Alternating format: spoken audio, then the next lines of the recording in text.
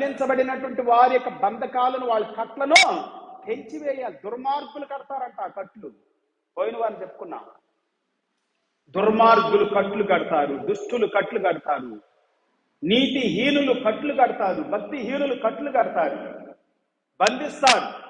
మోసగాళ్ళు, అబద్ధికులు బంధిస్తారు. వాళ్ళ బంధకాల్లో పెట్టేసి వాళ్ళని బాధ పెడతారు, గాయపరుస్తారు.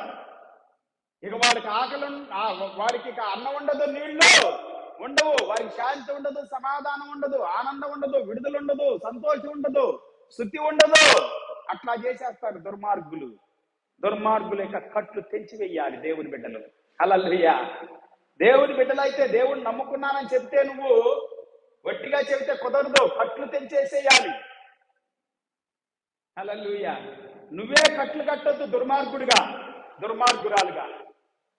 ఎవడైనా దుర్మార్గుడు కానీ దుర్మార్గురాలుగా